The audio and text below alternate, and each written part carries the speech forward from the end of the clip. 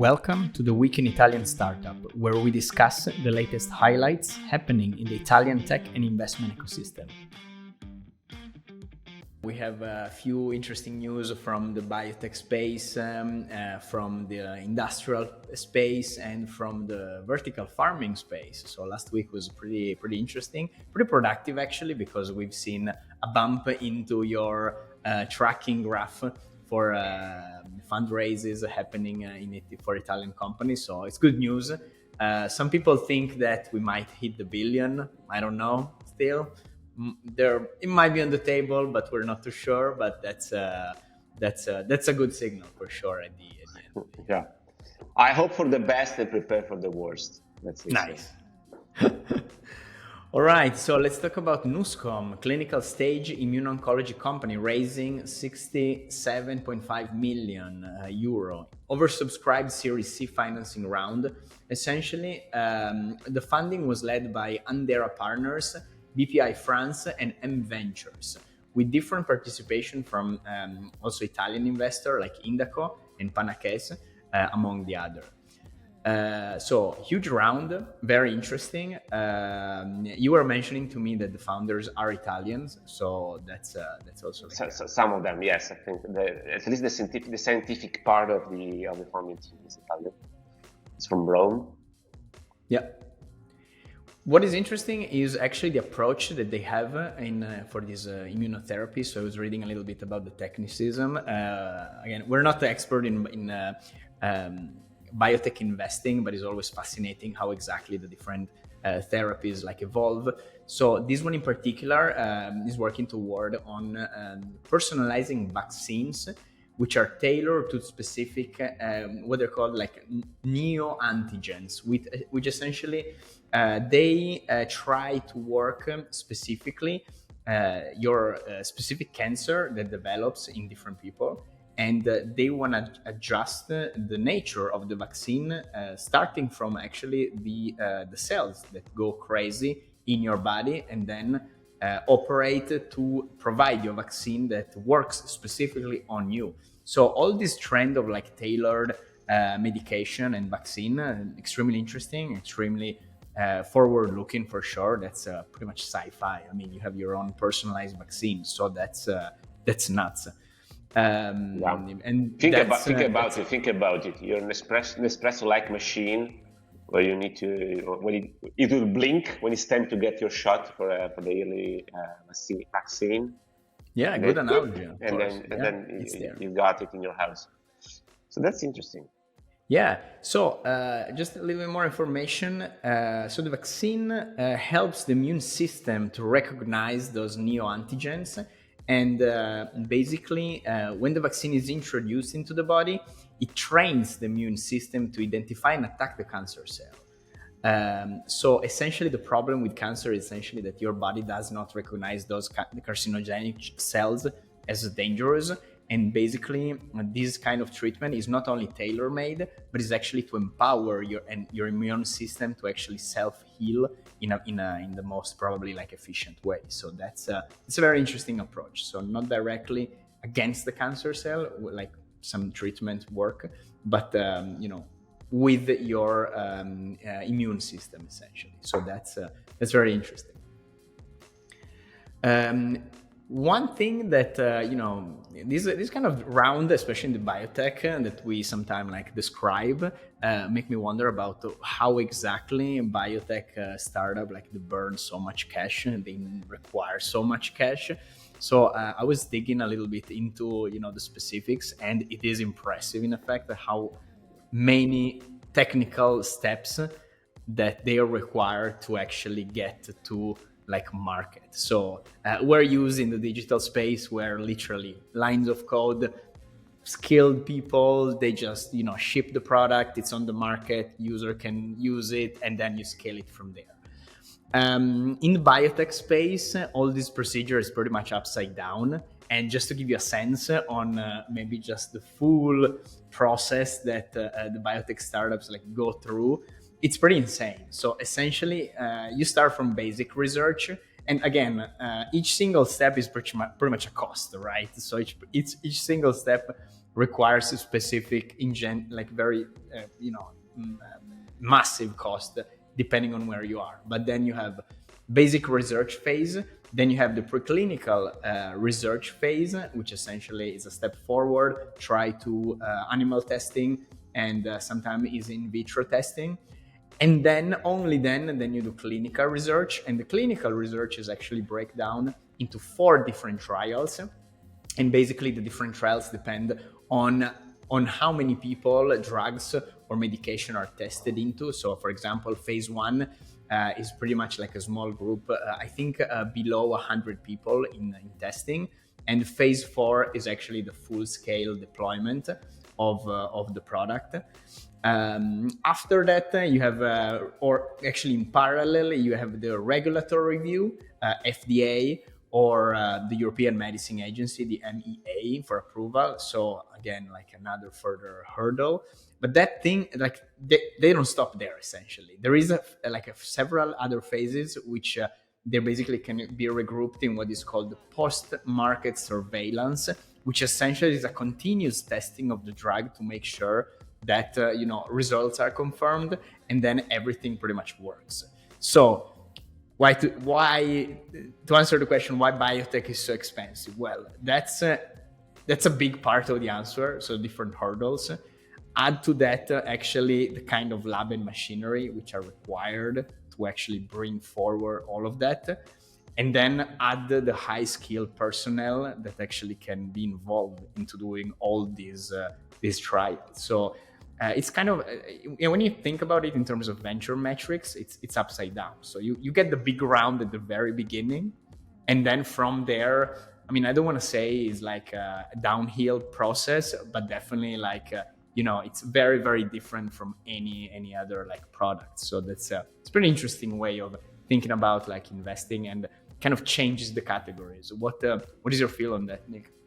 No, I was listening carefully. I mean, I know nothing as usual, as I always say about life sciences, but I think one way to synthesize all of it is that in software, you tend to hear the sentence, go fast and break things. In life science, you don't want to go fast and break things. So there's like 2 radically different approaches to putting a product on markets. Awesome.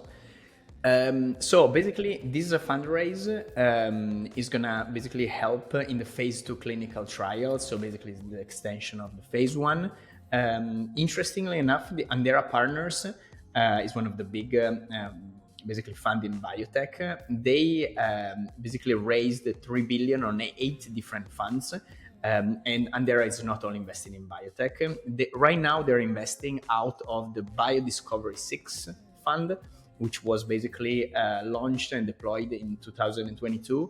And yeah, a very interesting way of actually understanding strategically how they invested. So biotech is just one of the N number of funds that they're invested through, and they're some of the major players in the field. So that's definitely someone to keep on the map of biotech. Another player, which I thought it was interesting, is M Venture, which is actually the corporate venture capital fund of Merck Group. So Merck Group is one of the massive biotech companies, about 17 billion in revenue.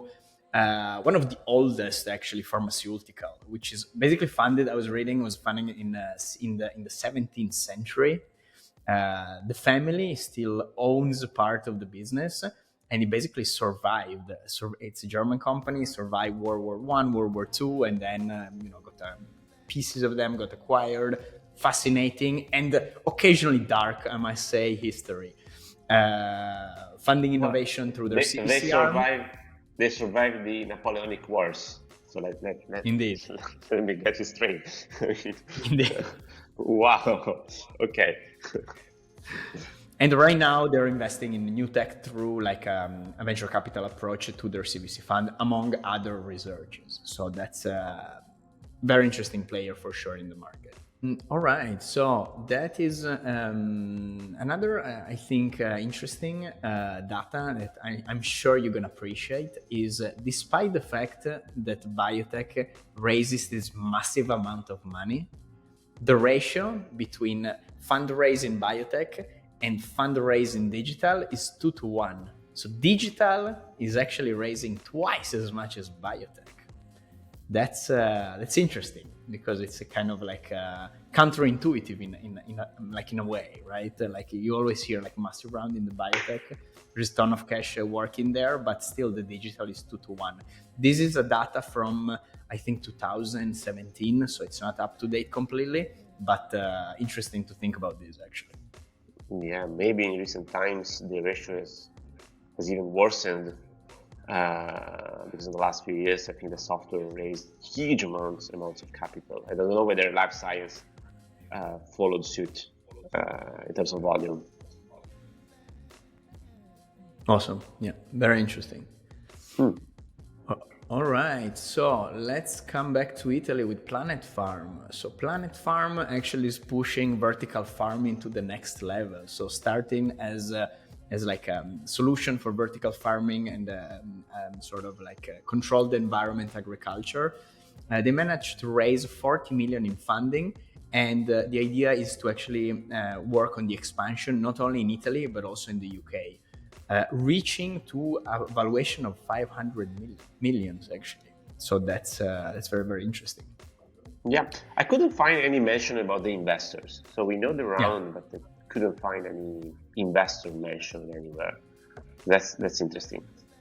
So we don't know whether this is an industrial investor and financial investor in this.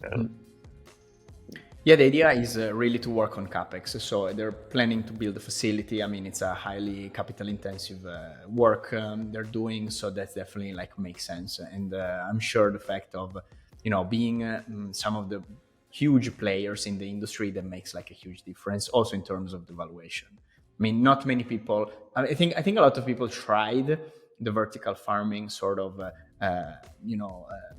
outlook and trying to see the business model, but they are probably some of the few that manages to actually scale it beyond just a few small applications. I mean, they're going harder, going industrial. They're going after also the pharmaceutical sector, like the cosmetics in particular. So it's not just making fresh salads, but it's also making a product that can actually relate to the cosmetic industry, which is I'm sure is very, very lucrative. Good point.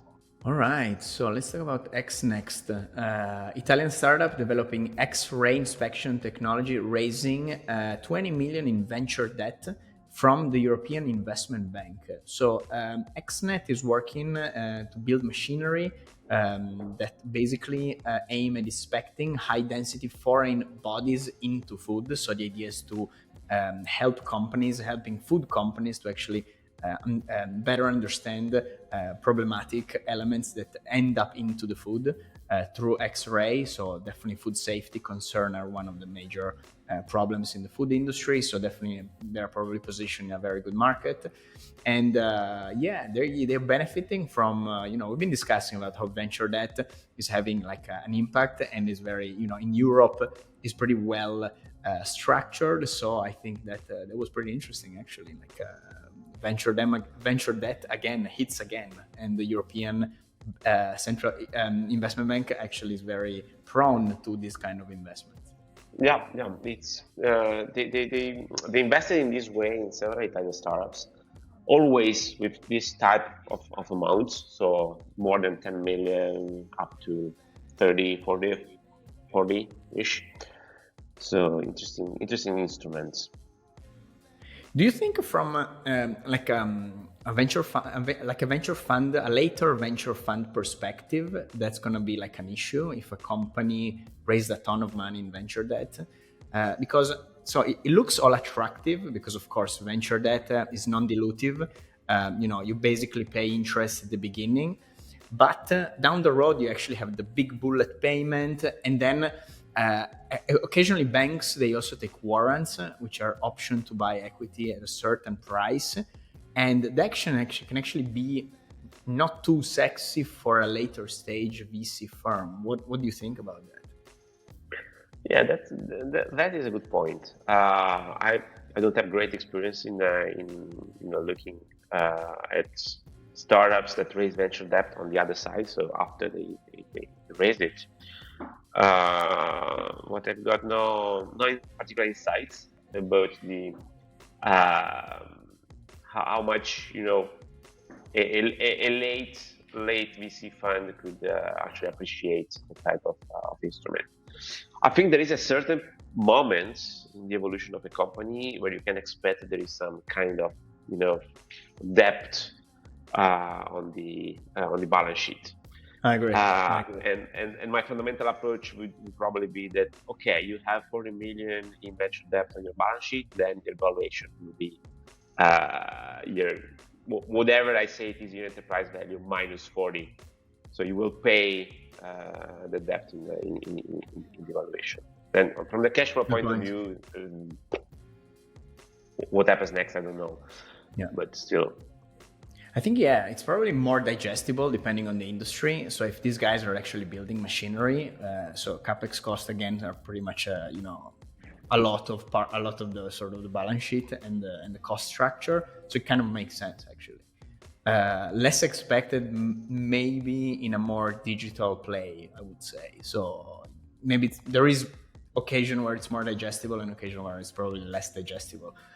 I'm fascinated by the warrant part though, like how exactly like the European Investment Bank can actually leverage warrants in the future to actually as a negotiation strategy. That's probably like the meat of the money is going to come from that.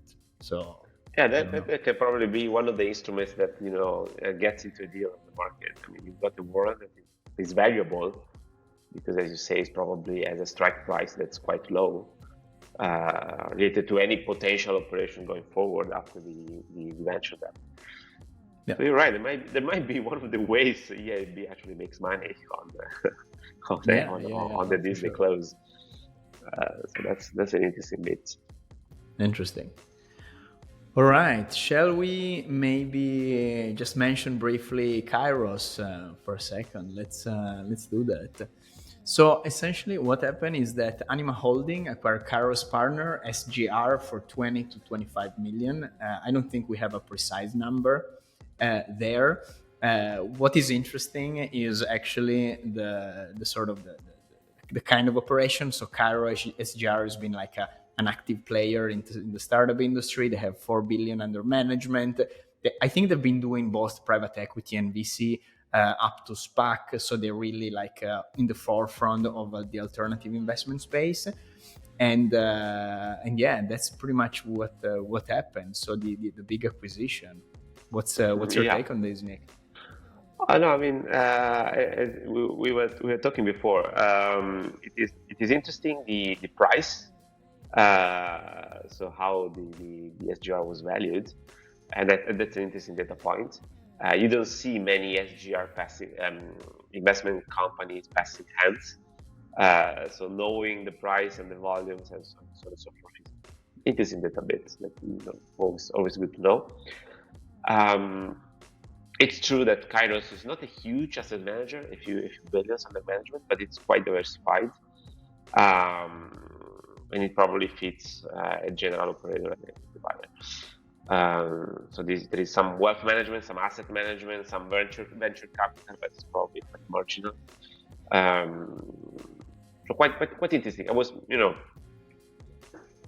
amused by seeing an operation like this on the market.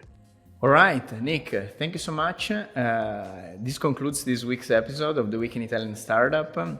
So remember to subscribe to our channel for more exciting news. Thank you, Nick. Thank you, people, for joining us. And until next time.